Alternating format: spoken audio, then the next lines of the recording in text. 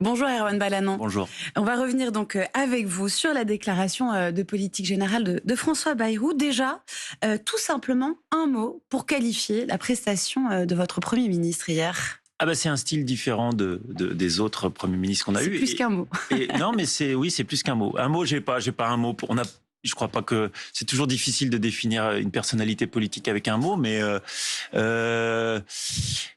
un mot, j'ai pas un Vous seul avez mot. été satisfait. En gros, il a réussi l'exercice. Oui, selon parce vous que c'est pas un exercice facile, et puis et c'est d'autant moins facile qu'on est dans une assemblée éruptive avec des altercations, enfin pas des altercations, mais des comment dire. On a entendu beaucoup de bruit. Beaucoup de bruit, et c'est pas facile. Et quand on a le souvenir d'une assemblée nationale policée comme à l'époque de François Bayrou, c'est plus compliqué. Mais les temps ont changé. Les temps ont changé. Je vous demandais un mot pour qualifier sa prestation. Il y a un mot que François Bayrou n'a pas prononcé, c'est le mot suspension sur la réforme des retraites. À la place, il parle d'un conclave, d'une remise en chantier pendant 3 mois avec une négociation qui est renvoyée aux partenaires sociaux. C'est pas ce qu'attendaient très clairement les socialistes. C'est un peu court pour eux. Est-ce que selon vous, François Bayrou aurait dû aller plus loin? Mais je comprends pas, parce que là, on est vraiment dans des arguties sémantiques. C'est-à-dire?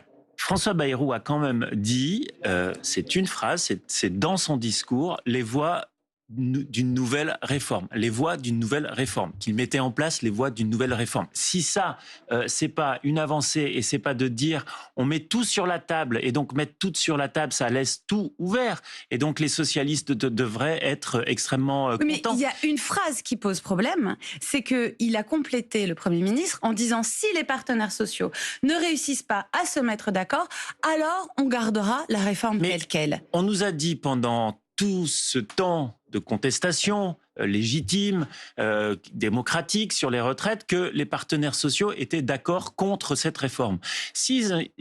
Oui, contre cette réforme. Et ben moi, pas le MEDEF, tout le monde ne va pas avoir forcément le même point de vue. Oui, mais si, je pense que sur le MEDEF, il y a aussi des bougées, parce qu'il y a des compréhensions. Moi, les chefs d'entreprise de mon territoire me disent il y a des sujets sur cette réforme qu'il faut qu'on revoie. Et donc, c'est tout l'honneur d'une démocratie de se dire on va se remettre autour de la table et on va travailler. Et moi, je suis sûr qu'ils vont y arriver à trouver un certain nombre d'éléments sur la pénibilité, sur les carrières longues, et aussi sur un sujet qui est primordial pour les retraites, sur l'équilibre financier.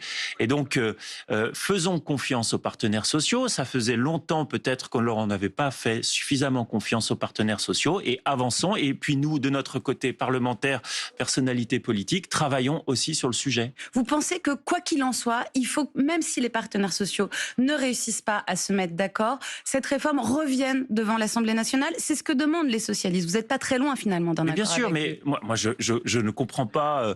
Je comprends pas la position du Parti socialiste, alors qu'ils ont été ouverts. Et moi je salue cette volonté de discuter, cette volonté d'avancer, et cette volonté de sortir du blocage. Ils l'ont eu. Donc maintenant, la balle, elle est dans le camp des partenaires sociaux, des hommes et des femmes politiques qui travaillent sur le sujet depuis longtemps, sur le sujet des retraites, pour trouver un système qui soit un système juste socialement et équilibré financièrement. Alors, vous dites vous ne comprenez pas les socialistes. C'est vrai qu'ils sont très déçus hier. Il y a ce mot suspension de la réforme des retraites qui n'était pas présent.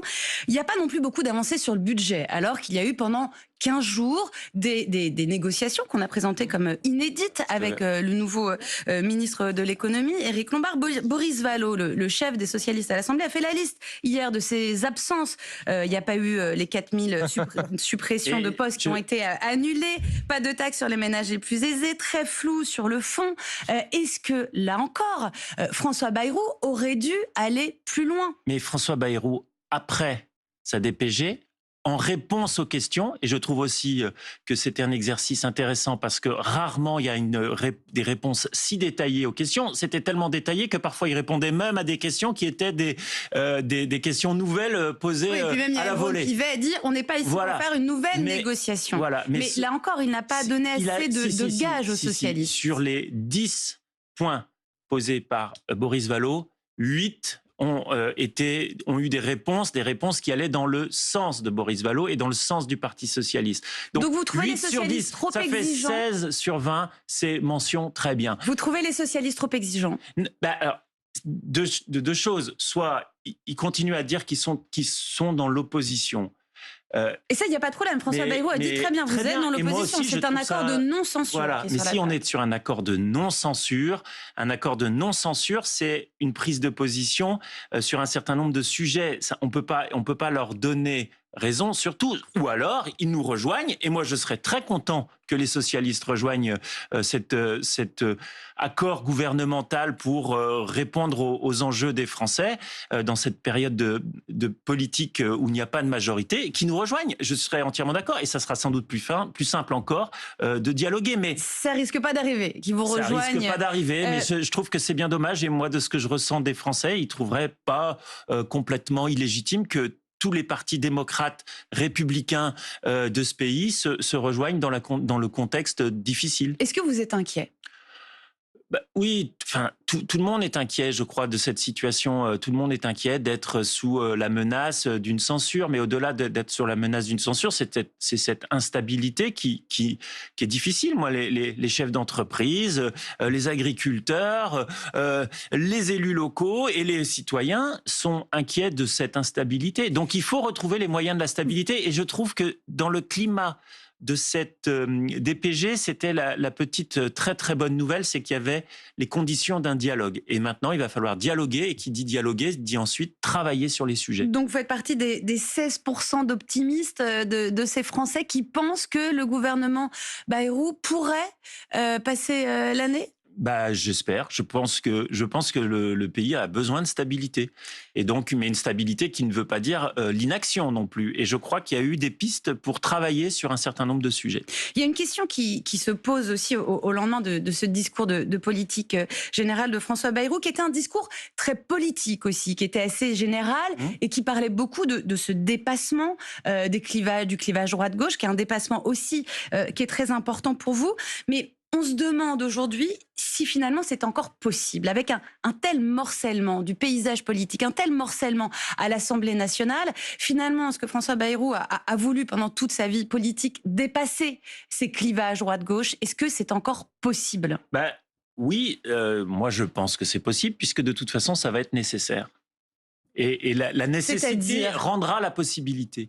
C'est nécessaire. Ça peut être aussi une nouvelle motion de censure et le gouvernement Bayrou qui chute. Oui, mais dans ces cas-là, notre pays va aller au-devant de graves désillusions. Les élus, dans ces cas-là, les élus locaux n'auront pas la capacité de mener les projets qui sont en cours. Les chefs d'entreprise vont commencer à avoir des sérieux doutes sur cette stabilité nécessaire à l'économie. Donc, je pense que cette nécessité rendra la possibilité de ce travail qu'on doit mener et on doit dépasser les clivages. Et ensuite, pour dépasser les clivages, il faut aussi poser les questions institutionnelles. Il les a mis sur la table, sur la question de la proportionnelle. Ou parce que sur la proportionnelle, vous êtes élu non pas contre quelqu'un, vous êtes élu sur vos convictions. Et aujourd'hui, on voit que sur les convictions, je le dis, je crois que le bloc central est bien plus près des socialistes que les socialistes ne le sont des LFI. Donc finalement, vous comptez sur des socialistes qui, au dernier moment,